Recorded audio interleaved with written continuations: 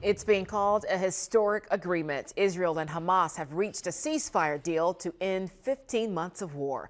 There were celebrations in Israel and Gaza following months of a brutal war that threatened the stability of the Middle East. The three-phase deal is set to begin Sunday with a temporary ceasefire and play out for the next 6 weeks. Hamas is expected to release 33 hostages, including Americans. At the same time, hundreds of Palestinian prisoners are set to be freed from Israeli jails. Now, over the course of 42 days, Israel will withdraw from all populated areas in Gaza, allowing for humanitarian aid to flow in. The Israeli cabinet is set to approve the agreement tomorrow, and negotiations for phase 2 are still ongoing.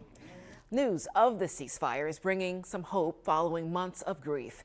Action News reporter Brianna Smith live for us now in the Satellite Center with reaction to this historic agreement. Brianna. Shari, a local family and activists say these past 15 months have been an absolute nightmare, and they hope this deal marks the end of it. They also pray the process goes smoothly so that everyone can return to their loved ones and people can start rebuilding their lives.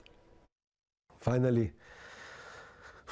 Amihash Daima from Ardmore breathes a sigh of relief after Israel and Hamas reach a ceasefire deal and agree to free some hostages. Any individual release is a miracle, especially release alive. Shaima understands the agony as he waited 53 days for his then 84-year-old stepmother, Ditsa Heyman, to be released in November 2023. But now he's thinking about those who've been in captivity for more than 15 months. It's an emotional roller coaster all the time. It's unbelievable. President Joe Biden announced the three-phase deal would start with 33 out of nearly 100 hostages being released, including women, children, and Americans. This would be in exchange for hundreds of Palestinian prisoners. Israeli forces would also start to leave Gaza and send in more aid. Philadelphia's American Jewish Committee says they're remaining cautiously optimistic. It will be the next step for the remaining hostages, and it will be the end of suffering for Israelis and for Gazans. President Biden says under phase 2, they'll release the rest of the living hostages, and Israeli forces will completely withdraw from Gaza.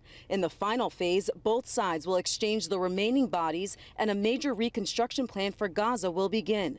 Philadelphia's Council on American Islamic Relations says Palestinians desperately need the assistance after months-long destruction. The thousands of Philadelphia area Palestinians are relieved, while at the same time are a bit cautiously happy. With these ceasefires, there is always the possibility of something going wrong.